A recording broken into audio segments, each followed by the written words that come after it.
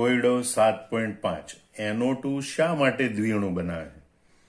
તો આપણે જોઈએ NO2 પાસે એકી સંખ્યાના ઇલેક્ટ્રોન છે 7 + 2 × 8 7 નાઇટ્રોજનના ઇલેક્ટ્રોન અને 2 ઓક્સિજનના 8 ઇલેક્ટ્રોન એટલે 16 + 7 = કુલ 23 ઇલેક્ટ્રોન.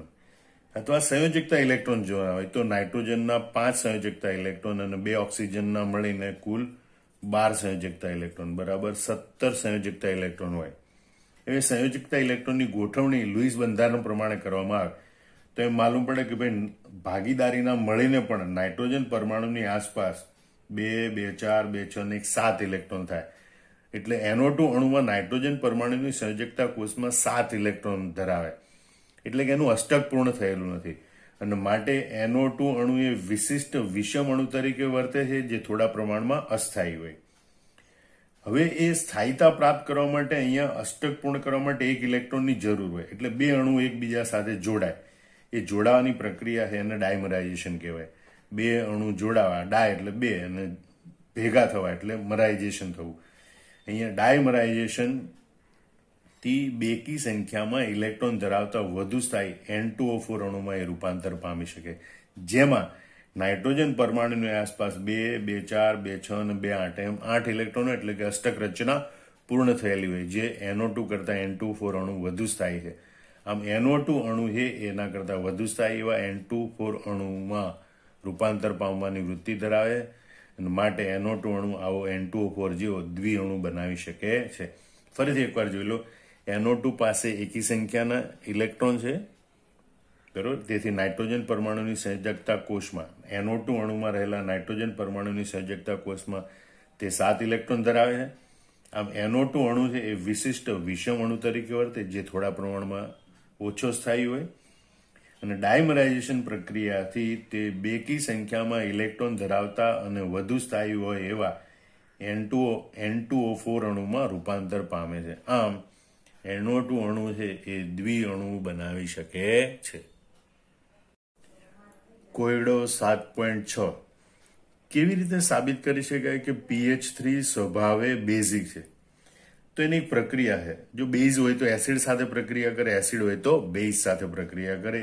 એટલે જો કોઈ પદાર્થ એસિડ સાથે પ્રક્રિયા કરતો હોય તો બેઝ તરીકે વર્તતો હોય અને જો બેઝ સાથે પ્રક્રિયા કરતો હોય તો તે એસિડ તરીકે વર્તતો હોય છે. અહીંયા pH3 એ HI એટલે કે હાઇડ્રો આયોડિક એસિડ HI એસિડ સાથે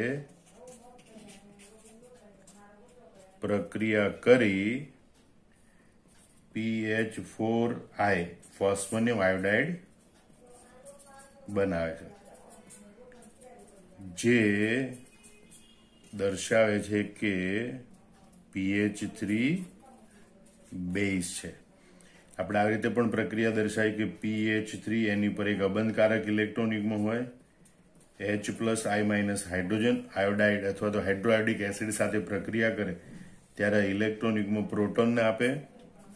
પરિણામે PH4+ I- આ પ્રકારનું ફોસ્ફોનિયમ આયોડાઇડ સંયોજન બને છે. આમ ફોસ્ફરસ પરમાણુ પરના અબંધકારક ઇલેક્ટ્રોન યુગ્મને લીધે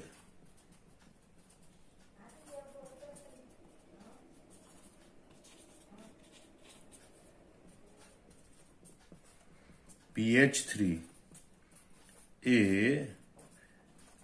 લુઈસ બેઝ તરીકે વર્તે છે. આમ સાબિત કરી શકે કે pH3 એ સ્વભાવે બેઝિક છે. ફરીથી એકવાર જોઈ લો pH3 એ હાઇડ્રોઆયોડિક એસિડ સાથે પ્રક્રિયા કરી PH4I ફોસ્ફોનિયમ આયોડાઇડ બનાવે જેમ દર્શાવે છે કે pH3 બેઝ છે. એક વાત આ થઈ ગઈ. એની પ્રક્રિયા આપણે જોઈએ કે pH3 છે એ અબંધકારક ઇલેક્ટ્રોન યુગ્મ H+ પ્રોટોનને આપી PH4+ આયનિક સંયોજન ફોસ્ફોનિયમ આયોડાઇડ બનાવે. આમ ફોસ્ફરસ પરમાણુ પરનું અબંધકારક ઇલેક્ટ્રોન યુગ્મ છે એના લીધે pH3 એ લુઈસ બેઝ તરીકે વર્તે છે. આમ pH3 એ સ્વભાવે બેઝિક હોય છે. કોયડો 7.7 PCl3 ભેજમાં શા માટે ધૂમ્ર ઉત્પન્ન કરે છે? તો PCl3 ભેજની હાજરીમાં પાણી સાથે પ્રક્રિયા કરી જળ વિભાજન પામે છે.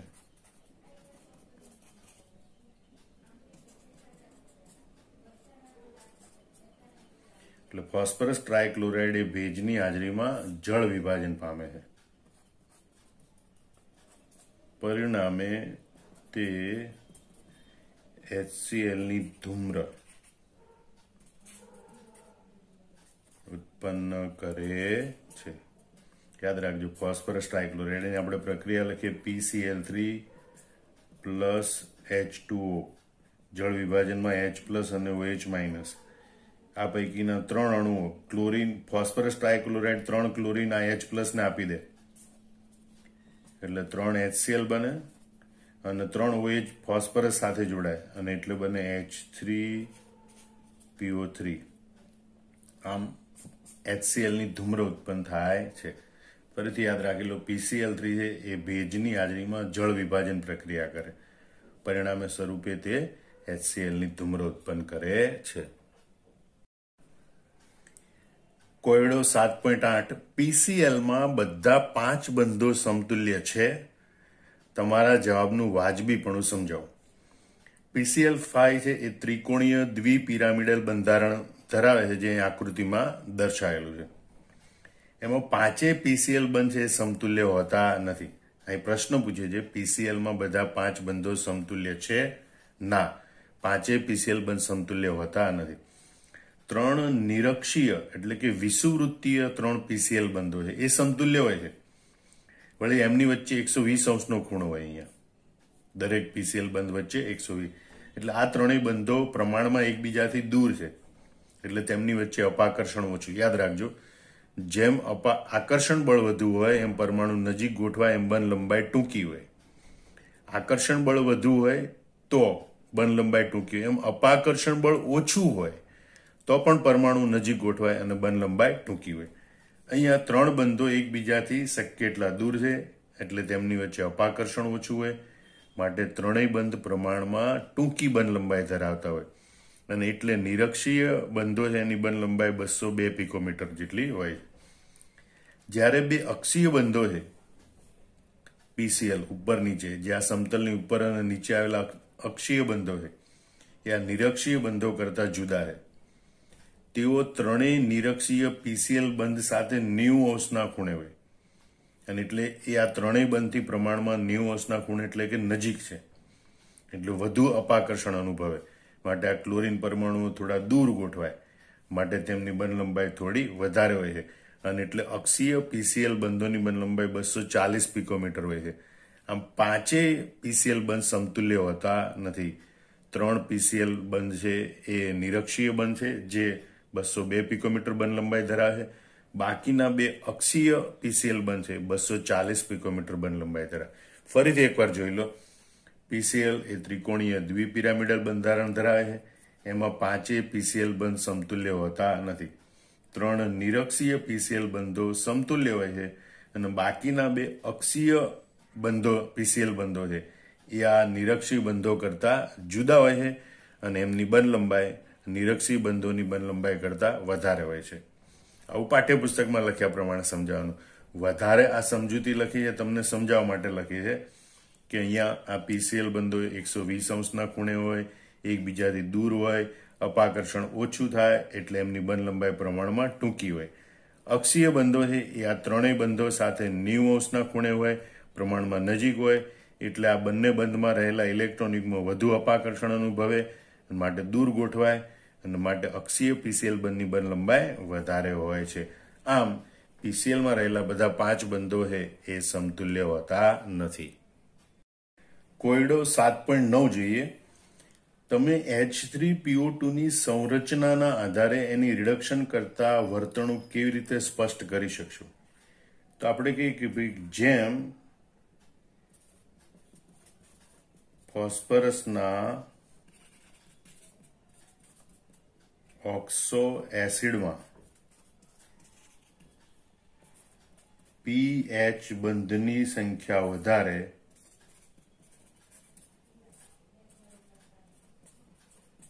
તેમ તેની રિડક્શન કરતા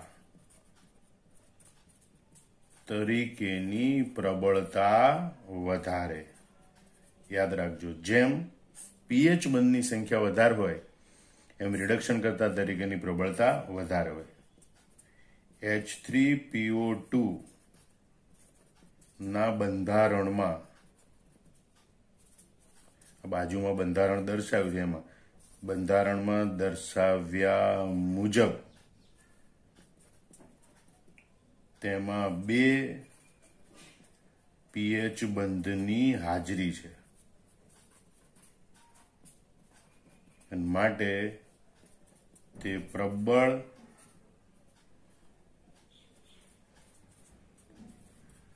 રિડક્શન કરતા તરીકે વર્તે છે. દાખલા તરીકેનું ઉદાહરણ પણ આપી શકાય કે તે સિલ્વર નાઇટ્રેટ AgNO3 નું સિલ્વરમાં રિડક્શન કરી શકે છે. એને આપણે સમીકરણ સ્વરૂપે આમ લખી શકીએ કે સિલ્વર નાઇટ્રેટ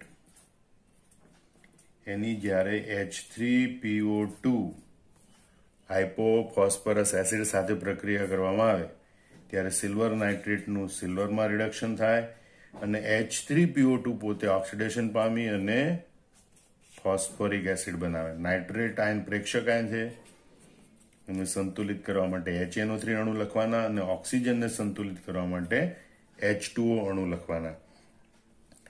અહીં નાઇટ્રોજનના ફોસ્ફરસના ઓક્સિડેશન આંકમાં +1 થી વધીને +4 નો વધારો થાય, સિલ્વરમાં 1 નો ઘટાડો થાય. એટલે સિલ્વરને આપણે 4 વડે ગુણવા પડે. તો અહીં 4 લખ્યા છે, તો 4 HNO3 અને 4 હાઇડ્રોજનને સંતુલિત કરવા માટે અહીંયા 2 લખવા પડે.